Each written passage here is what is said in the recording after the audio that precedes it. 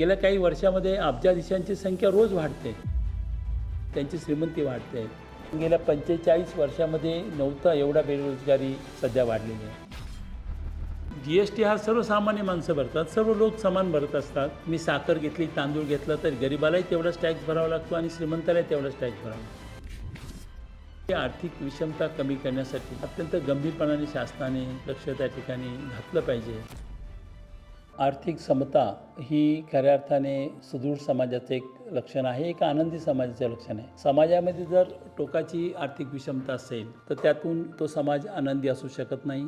कारण सामाजिक आर्थिक सक्षमतेचा संबंध हा आरोग्याशी असतो, शिक्षणाशी असतो. मग जर तेथील बहुसंख्य लोक गरीब असतील, दरिद्री असतील तर तो समाज सुदृढ कसा असू शकतो. सध्या आपण बघतोय की सर्व जगातच आणि भारतामध्ये तर खूप जास्त प्रमाणामध्ये आर्थिक विषमता वाढत चालली आहे. म्हणजे भारतातल्या 1% अतिश्रीमंत लोकांकडे जवळजवळ 50% संपत्ती आहे. 90% लोकांकडे 10% संपत्ती आणि 10% लोकांकडे 90% संपत्ती, असं एक साधारण सूत्र झालेलं आपण बघतोय. गेल्या काही वर्षामध्ये अब्जाधीशांची संख्या रोज वाढते. म्हणजे इतक्या मोठ्या प्रमाणात अब्जाधीश होत आहेत, त्यांची श्रीमंती वाढते आहे. गरीब मात्र अधिक गरीब होत चाललेले आपण पाहत आहोत. आणि म्हणून एवढ्या ह्या आर्थिक विषमतेवर निश्चितपणाने गंभीरपणे पाहिलं पाहिजे. जो समानतेचा इंडेक्स ज्याला म्हणतो वर्ल्ड इकॉनॉमिक फोरम, तर त्यामध्ये 149 देशांची जेव्हा आपण यादी पाहतो त्यामध्ये भारताचा नंबर 109 या स्थानावर आहे. किंवा ज्याला जिनी कोइफिशियंट म्हणतात, जो विषमतेचं निर्देशांक आहे.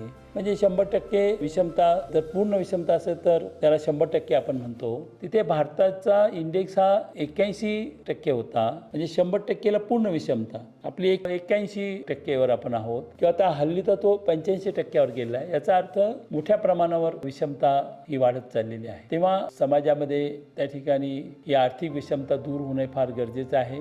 त्यावर निश्चितपणाने उपाय योजनांचा विचार करत असताना आपण मोठ्या मोठ्या उद्योजकांना, मोठ्या मोठ्या उद्योगपतींना खूप मोठ्या सुविधा देतो. त्यांची लाखो कोटींची कर्ज माफ केली जातात, त्यांना कर सवलती दिल्या जातात, त्यांना टॅक्समध्ये सवलती दिल्या जातात. आपल्याकडे डायरेक्ट टॅक्स आणि इनडायरेक्ट टॅक्स याचा जर विचार केला, डायरेक्ट टॅक्स म्हणजे इन्कम टॅक्स असेल, प्रॉपर्टी टॅक्स असेल, वेल्थ टॅक्स असेल, याचं प्रमाण भारतात फक्त 37% आहे आणि अमेरिकेमध्ये ते 75% आहे. म्हणजे इनडायरेक्ट टॅक्स आहेत, GST सारखा आहे, त्याचं प्रमाण आपल्याकडे 67% आहे. म्हणजे GST हा सर्वसामान्य माणसं भरतात, सर्व लोक समान भरत असतात. मी साखर घेतली, तांदूळ घेतला तर गरिबालाही तेवढाच टॅक्स भरावा लागतो आणि श्रीमंतालाही तेवढाच टॅक्स भरावा लागतो. म्हणजे ही कर प्रणालीमध्ये मोठ्या प्रमाणात बदल होणं गरजेचं आहे. आणि डायरेक्ट टॅक्समध्ये म्हणजे श्रीमंतांवर थोडेसे टॅक्स जरी आपण वाढवले, म्हणजे अमेरिकेमध्ये जेव्हा एक मोठी चळवळ सुरू झाली त्यावेळेस अमेरिकेमधले जे अतिश्रीमंत लोक होते, त्यामध्ये वॉरन बुफे असतील, बिल गेट असतील, यांनी सांगितलं शासनाला की तुम्ही श्रीमंत लोकांवरचे कर वाढवा.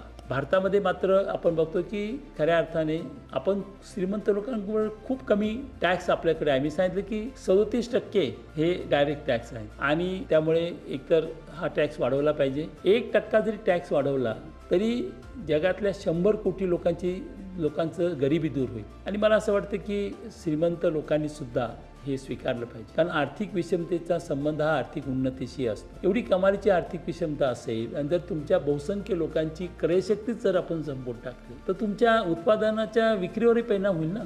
तुमचं उत्पादन विक्री केली जाणार नाही आणि त्याचा अप्रत्यक्षरित्या आपल्या औद्योगिक क्षेत्रावरही परिणाम त्या ठिकाणी होईल. त्यामुळे हा एक उपाय आहे. दुसरी गोष्ट म्हणजे आपल्याकडे जर आपल्याला ही आर्थिक विषमता कमी करायची असेल, त्याचा संबंध बेरोजगारीशी पण आहे. आणि बेरोजगारी सुद्धा खूप वाढत चाललेली आहे आपल्या देशामध्ये. बेरोजगारी तर बघतो की आपण गेल्या 45 वर्षामध्ये नव्हता एवढा बेरोजगारी सध्या वाढलेली आहे. तर यामध्ये जय हिंद लोकसभेच्या माध्यमातून हे अभ्यास गट तयार करून याच्यावर उपाययोजना निर्माण करणं हा आमचा एक मुख्य उद्देश आहे. एक असा निष्कर्ष आहे, एक मत आहे की आपण शेतीला जर उद्योगाचं स्वरूप दिलं, कारण आजही शेतीवर मोठ्या प्रमाणावर लोक, जवळजवळ 55% लोक त्यावर अवलंबून आहेत. पण त्या शेतीला जर आपण व्यवसायाचं रूप दिलं तर निश्चितपणाने त्या ठिकाणी ही आर्थिक विषमता कमी व्हायला मदत होईल. तसेच जे लघु आणि मध्यम उद्योग आहेत, आपण जर त्याची आकडेवारी पाहिली तर 80% रोजगार जवळजवळ या लघु व मध्यम उद्योगातून निर्माण होत असतात. आणि म्हणून यांना जर प्रोत्साहन दिलं, त्यांना सवलती दिल्या, त्यांना अधिक त्या ठिकाणी मदत केली तर निश्चितपणाने आर्थिक विषमता कमी होईल. त्याचबरोबर रोजगारीच्याही संधी त्या ठिकाणी वाढतील. जय हिंद लोक चळवळ यामध्ये 2-3 प्रकारे काम करते. शेतीबद्दल काम करते, ते शेतीच्या विषयावर बोलताना सविस्तरपणे चर्चा करू. परंतु या वाढत्या म्हणजे या भांडवलशाही व्यवस्थेमध्ये आपल्याला सहकार सहकार्याची कशी मदत घेता येईल याचा आपण या आर्थिक विषमता कमी करण्यासाठी विचार केला पाहिजे. दुर्दैवाने आज सहकारी चळवळीची अवस्था ही काही अपवाद वगळता वाईट होत चाललेली आहे आणि शासनाचे त्याच्याकडे सकल दृष्टिकोन दिसत नाही की ती वाढली पाहिजे, त्याच्यामध्ये काही बदल झाले पाहिजे. केवळ शिक्षा करणं किंवा केवळ आधी खूप दुर्लक्ष करायचं आणि मग त्यांनी नंतर शिक्षा करायची, त्या शिक्षा सुद्धा कधीही वेळेवर होत नाहीत हे आपण पाहतो. त्यामुळे आपल्याला सहकारी चळवळीच्या माध्यमातून किंवा बचत गटांच्या माध्यमातून छोटे छोटे गट तयार करून, फॅसिलिटी सेंटर्स तयार करून आपल्याला या छोट्या आणि मध्यम उद्योजकांना प्रोत्साहन देता येईल. त्याचबरोबर कोऑपरेटिव्हच्या माध्यमातून आपल्याला तरुणांना स्वयंरोजगारासाठी मदत करता येईल, त्यांना स्वयंरोजगारासाठी